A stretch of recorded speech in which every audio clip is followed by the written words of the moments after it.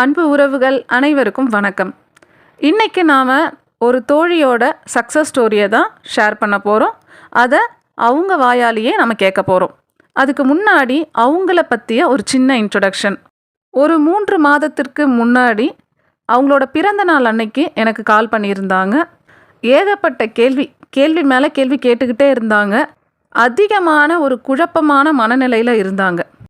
அவங்க என்கிட்ட அன்றைக்கி சொன்ன விஷயங்கள், மேடம் எனக்கு 45 வயசுக்கு மேலே ஆகுது, இன்னமும் நான் எதுவுமே சாதிக்கலை, என்னோடய திறமைகளை எதுவுமே நான் வெளிக்கொண்டு வரலை, இப்போ வரைக்கும் கனவு எதுவுமே எனக்கு நிஜமாகலை, எனக்கு இப்போ டவுட் வந்துடுச்சு, உண்மையாகவே பிரபஞ்சம் வேலை செய்யுமா, பிரபஞ்ச விதிகள் வேலை செய்யுமா, 10 வருஷமாக லா ஆஃப் அட்ராக்ஷனில் இருக்க எல்லா பயிற்சிகளும் எனக்கு அத்துப்படி, எல்லாமே எனக்கு தெரியும், நான் பண்ணாத ஒரு டெக்னிக் கூட கிடையாது, சீக்ரெட் புத்தகம், மேஜிக் புத்தகம், இது போல் ஈர்ப்பு விதி சம்பந்தமான எல்லா புத்தகமும் என்கிட்ட இருக்குது, எல்லாமே நான் படித்து முடிச்சிட்டேன், எனக்கு எல்லாமே தெரிஞ்சது மாதிரி இருக்குது, ஆனால் என்னால் வாழ்க்கையில் எதையுமே ப்ராக்டிக்கலாக இம்ப்ளிமெண்ட் பண்ண முடியல அப்படின்னு சொல்லி ரொம்ப ஃபீல் பண்ணாங்க. அப்போ நான் அவங்கக்கிட்ட சொன்ன விஷயம், மேடம் உங்களுக்கு தகவல் நிறைய தெரிஞ்சிருக்கு, நீங்கள் தகவல் நிறைய சேகரித்து வச்சுருக்கீங்க, ஏட்டு சுரைக்காய் கறிக்கு என்றைக்குமே உதவாது. அப்போ நமக்கு எவ்வளவு தகவல் தெரியுதுன்னு முக்கியம் கிடையாது, அந்த தகவலில் எவ்வளவு தகவலை நாம் நம்மளுடைய சொந்த அனுபவமாக மாற்றிருக்கோம், வாழ்க்கையில் நாம் செயல்படுத்தியிருக்கோம் அப்படின்றது தான் ரொம்ப முக்கியம். அது மட்டும் இல்லை, சோகமான மனநிலையில் இருந்து ஒருபோதும் நம்மால் மகிழ்ச்சியான வாழ்க்கையை அட்ராக்ட் பண்ண முடியாது. அப்போ நம்ம எனர்ஜின்றது, நம்மளுடைய சந்தோஷமான மனநிலைன்றது ரொம்ப ரொம்ப முக்கியம் மேடம்னு சொன்னேன்.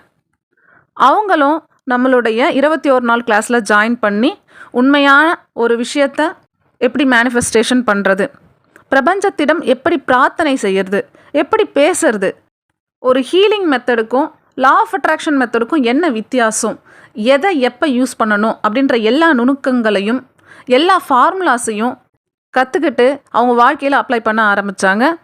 ஒரு 3 மாதத்துக்கு மேலே நம்மளுடைய வாட்ஸ்அப் குரூப்லேயும் அவங்க தொடர்ந்து பயணிச்சுட்டு வந்தாங்க. அவங்களுக்கு 1 மாதத்துக்கு மேலேருந்து எல்லா விஷயங்களும் மாற ஆரம்பிச்சுது. இந்த கிளாஸ் அட்டன் பண்ணுறதுக்கு முன்னாடி ஏகப்பட்ட ஹெல்த் ப்ராப்ளம் அவங்களுக்கு இருந்துச்சு, எல்லாத்தையும் அவங்க ரிவர்ஸ் பண்ணாங்க. தூக்கத்துக்கு தூக்க மாத்திரை சாப்பிட்டுட்டு இருந்தாங்க. இப்போ அவங்க அந்த டேப்லெட் இல்லாமலேயே டீப் ஸ்லீப் போக முடியும். செல்ஃப் லவ்னா என்னன்னு ஃபஸ்ட்டு டே எனக்கு கேள்வி கேட்டவங்க இன்றைக்கி பேரன்பு பாதையில் பயணம் பண்ணிகிட்டு இருக்காங்க. ஏகப்பட்ட மணி பிளாக்ஸ், அதாவது பணம் பற்றிய எதிர்மறை எண்ணங்கள் இருந்த அதே தோழி தான் இன்றைக்கி நினச்ச உடனே பணத்தை அட்ராக்ட் பண்ணக்கூடிய கலையை கற்றுக்கிட்டு இருக்காங்க. அன்பு உறவுகளே, பிரபஞ்சத்தால் முடியாதது அப்படின்ற எந்த விஷயமும் கிடையாது. 1 கோடி ரூபாய் பணம்னாலும் 1 ரூபாய் பணம்னாலும் யூனிவர்ஸ்க்கு ஒன்று தான். மிகப்பெரிய மாளிகை வீடுனாலும் ஒரு பட்ஜெட் வீடுனாலும் யூனிவர்ஸ்க்கு ஒன்று தான். அப்போ சின்னது பெருசு அப்படின்ற பாகுபாடு பிரபஞ்சத்திடம் கிடையாது, நம்மிடம் மட்டுமே உள்ளது. எந்த ஒரு மனம் எல்லா தடைகளையும் மீறி எல்லா எதிர்மறை உணர்வுகளையும் தாண்டி தன்னுடைய ஆழமான விருப்பத்தின் மீது முழு கவனத்தையும் செலுத்துதோ, கண்டிப்பாக அதனுடைய அனைத்து ஆசைகளும் லட்சியங்களும் நிறைவேறும். எண்ணங்கள் பொருட்களாக நிச்சயமாக பரிணமிக்கும். இதோ அந்த தோழியின் பதிவு உங்களுக்காக.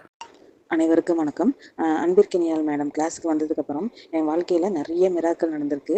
அது பார்த்திங்கனாக்கா, போன மாதம் என் பொண்ணு ஏஜ் அட்டன் பண்ணால், அப்போ எந்த இடத்துல ஃபங்க்ஷன் வைக்கிறது, எவ்வளோ பேரை கூப்பிட்றது அப்படின்னு ஒரே கன்ஃபியூஸாக இருந்தது. அப்போதைக்கு பார்த்திங்கன்னா எந்த ஒரு சின்ன விஷயமா இருந்தாலும் மேடத்திட்ட ஷேர் பண்ணுவேன். அவங்கள்ட்ட இந்த மாதிரி நிறைய குழப்பம் இருக்குது மேடம், எங்கே வைக்கிறது, என்ன பண்ணுறதுன்னு தெரியல, எவ்வளோ பேரை கூப்பிட்றதுன்னு தெரியல அப்படின்னு சொல்லிட்டு ஒரே குழப்பமாக இருந்தது. அவங்க சொன்னாங்க, எதாக இருந்தாலும் உங்களுக்கு என்ன இறுதி தீர்வு வேணுமோ, இறுதி விளைவு வேணுமோ அதை மட்டும் நீங்கள் கேட்டுட்டு ரொம்ப தெளிவாக கேட்டுட்டு பிரபஞ்சத்துக்கு ஒப்படைச்சிட்டு நீங்கள் நிம்மதியாக இருங்க அப்படின்னு சொன்னாங்க. அதே மாதிரியே 1ஆம் தேதி நாங்கள் வைக்கிறதுக்கு ஏற்பாடு பண்ணிட்டு இப்போ இன்னொரு ஹோட்டல் இருந்தது, அங்கே போய் கேட்டதுக்கு அதே தான் சொன்னாங்க, 5000க்குள்ளே தான் இருக்கும், ஏசியும் போட்டுக்கலாம் நீங்கள் 3 மணி நேரத்துக்கு, வாடகையும் ஏசியும் 5000க்குள்ளே தான் அப்படின்னு சொன்னாங்க. ஒரு சாப்பாடு அதே மாதிரியே 190 ரூபா அந்த மாதிரி சொல்லியிருந்தாங்க. சரின்னு சொல்லிட்டு ஏற்பாடு பண்ணிட்டு பார்த்தீங்கன்னாக்கா எல்லாருமே நல்லா நடந்தது, சூப்பராக நடந்தது. எல்லாருமே திருப்தியாக சாப்பிட்டுட்டு வாழ்த்திட்டு போனாங்க. ஃபங்க்ஷனும் ரொம்ப நிறைவாக நடந்து அற்புதமாக முடிஞ்சுது.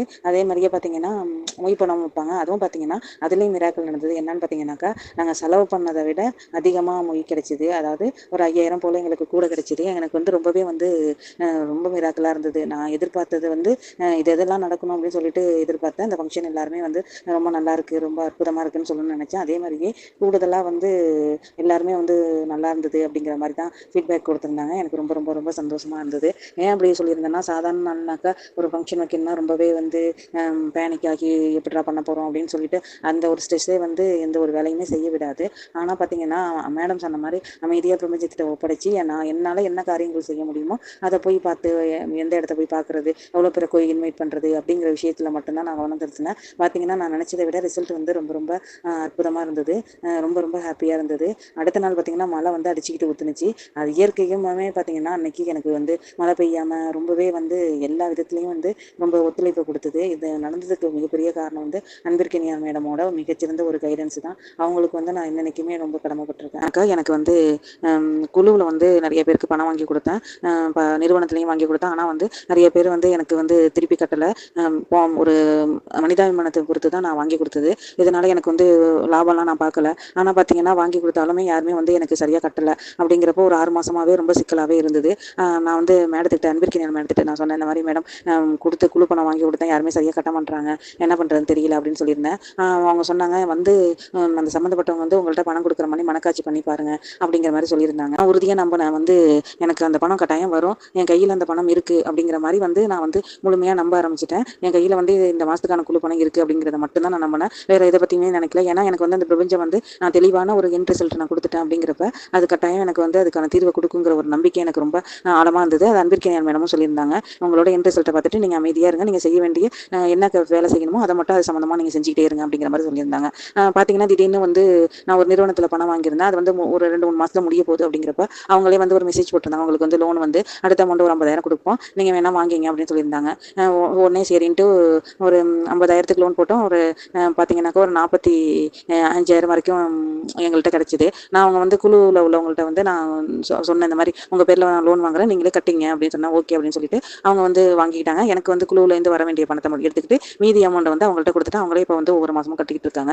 அடுத்த ஒரு மிராக்கிள் என்னன்னு பார்த்தீங்கன்னா, அடுத்த மாதமும் எனக்கு இந்த குழு பணம் இந்த மாதமும் வந்துட்டு, நான் எதுக்கு சொல்கிறேன்னா 2 மாதமாக மிராக்கெல்லாம் நடந்துகிட்டு இருக்கு. நான் வந்து இதுக்காக கவலைப்படல, உடஞ்சி போகல. நான் வந்து ரொம்ப ரொம்ப அமைதியாக நிதானமாக இருந்தேன். எனக்கு கட்டாயம் என் பணம் குழு பணம் என் கையில் தான் இருக்குங்கிற ஃபீலிங்ஸை மட்டும்தான் இந்த பிரபஞ்சத்துக்கு அனுப்பிக்கிட்டு இருந்தேன். எந்த ஒரு பக்குவ நிலை கிடைச்சிருக்குன்னா அன்பிற்கினியார் மேடம் அவங்களோட கிளாஸில் மட்டும் தான் இது சாத்தியமாயிருக்கு. அவங்களுக்கு வந்து ரொம்ப ரொம்ப நன்றியை தெரிவிச்சுக்கிறேன். நான் வந்து அடுத்த ஒரு மிராக்கிள் பற்றி சொல்கிறதுக்கு வந்து ஆசைப்பட்றேன். என்ன அப்படின்னு பார்த்தீங்கன்னா, எனக்கு வந்து பேங்க் லோன் தம்பி வந்து காலேஜில் படிச்சுட்டு இருக்கான். அவன் வந்து பேங்க் லோன் போட்டு தான் படிக்க வைக்கணும் அப்படிங்கிறதுனால கிட்டத்தட்ட ஒரு 1 இயராக வந்து பேங்க் லோனுக்கு நாங்கள் முயற்சி பண்ணிகிட்டு இருக்கோம். ஆனால் வந்து அவங்க வந்து கேட்டாங்க, எந்த ஒரு இதுவும் இல்லாமல்னாக்கா ஒரு 7.5 லட்சம் தருவோம், இல்லைனாக்கா நீங்கள் ஏதாவது டாக்குமெண்ட் கொடுக்கணும், வீட்டு பத்திரம் கொடுக்கணும்னாங்க. எங்கள்கிட்ட வந்து தற்சமயம் நிலம் மட்டும் இருக்குது, வீடு இல்லாதனால நாங்கள் எந்த பத்திரமும் கொடுக்கல. அவங்கள்ட்ட சொன்னோம், நாங்கள் நிலப்பத்திரம் மட்டும் தான் இருக்குது, வீட்டு பத்திரம்லாம் இல்லை அப்படிங்கிறதுக்கு. ஓகே, நீங்கள் வந்து எந்த பத்திரமும் கொடுக்க வேணாம், நீங்கள் வந்து 7.5 லட்சம் வரைக்கும் 4 வருஷத்துக்கு வாங்கிங்க அப்படின்னு சொல்லியிருந்தாங்க. ஆனால் அது பார்த்தீங்கன்னா கொடுத்தும் ரொம்ப டிலே ஆகிட்டே இருந்தது. ஏதோ ப்ராசஸ் பண்ணிகிட்டே இருந்தாங்களே தவிர கிட்டத்தட்ட நாங்கள் டிசம்பரில் ஆரம்பிச்சது, அந்த லோன் வந்து கிடைக்கவே இல்லை, ஆடிட்டிங் அது இதுன்னு சொல்லிட்டு போட்டு வளர்த்திக்கிட்டே இருந்தாங்க. ஆனால் வந்து பார்த்தீங்கன்னாக்கா இந்த ஜூன் மாதம் இந்த மாதம் எண்டில் வந்து பணம் கட்டியாகணும் அப்படிங்கிறப்ப வந்து நான் வந்து மேடத்துக்கிட்ட சொன்னேன், நீங்கள் வந்து உங்கள்கிட்ட இப்போ பணம் வந்து லாப அசம்ஷன் படி உங்கள்கிட்ட இப்போ ஏற்கனவே அதெல்லாம் நடந்து முடிஞ்சிட்டு தான் நீங்கள் வந்து அஷ்யூம் பண்ணுங்க அப்படிங்கிற மாதிரி சொல்லியிருந்தாங்க. ஓகே அப்படின்னு சொல்லிட்டு என்கிட்ட நான் பீரோவில் அந்த பணம் என்கிட்ட இருக்குது அப்படிங்கிறத வந்து நான் முழுமையாக நம்பினேன். அந்த லோன் பணம் வந்து 2 வருஷத்துக்கு வரணும். அந்த லோன் அமௌண்ட் வந்து கிட்டத்தட்ட 3.25 லட்சம் என்னோட பீரோவில் தான் இருக்குது அப்படிங்கிறத நான் வந்து உறுதியாக நம்ப ஆரம்பித்தேன். அதே மாதிரி 1 வீக் அதே மாதிரியே நம்புறதும், நான் பேங்க்கில் போய் இந்த மாதிரி சொல்லிட்டு வரதும், இந்த மாதிரி பணம் கட்டுறதுக்கான கெடு வந்துட்டு மேடம், கொஞ்சம் சீக்கிரமாக அந்த ப்ராசஸ் கொஞ்சம் பார்த்து முடிங்க மேடம் அப்படின்னு சொல்லியிருந்தேன். அதே மாதிரி பார்த்தீங்கன்னாக்கா எல்லா ப்ராசஸும் முடிஞ்சிச்சு, நீங்கள் வந்து பேங்க் லோன் வாங்கிக்கலாம் அப்படிங்கிற மாதிரி சொன்னாங்க. எனக்கு ரொம்ப ரொம்ப மகிழ்ச்சியாக இருந்தது. ஏன் அப்படின்னாக்கா நான் வந்து முழுமையாக நம்ப ஆரம்பித்தேன். நான் இப்போ அந்த நம்பும்போது எந்த ஒரு பயத்தையோ ஒரு நெகட்டிவான ஒரு உணர்வையும் நான் வெளிப்படுத்தலை. நான் வந்து ரொம்ப ரொம்ப ரிலாக்ஸாக என்கிட்ட அந்த பணம் இருக்குது அப்படிங்கிறத மட்டும், அந்த உணர்வை மட்டும் கொடுத்தேன். பிரபஞ்சத்துக்கும் அன்பிற்கினியார் மேடத்துக்கும் நன்றி சொன்னேன். இது மட்டும் தான் நான் செஞ்சேன். அதே மாதிரியே பேங்க் லோனும் சாங்ஷன் ஆயிடுச்சு. அது ரொம்ப ரொம்ப ரொம்ப மகிழ்ச்சியாக இருக்குது. மேடத்துக்கும் ரொம்ப ரொம்ப நன்றி. ரொம்ப ரொம்ப தேங்க்ஸ் மேம். உங்களோட பதிவுக்கு ஒவ்வொரு தடவையும் அக்கறை வச்சு எனக்கு வந்து எக்ஸ்ட்ராடினரியாக நீங்கள் வந்து உதவி செய்கிறீங்க. ரொம்ப ரொம்ப கோடான கோடி நன்றி மேடம். ரொம்ப ரொம்ப நன்றி madam. I love you madam.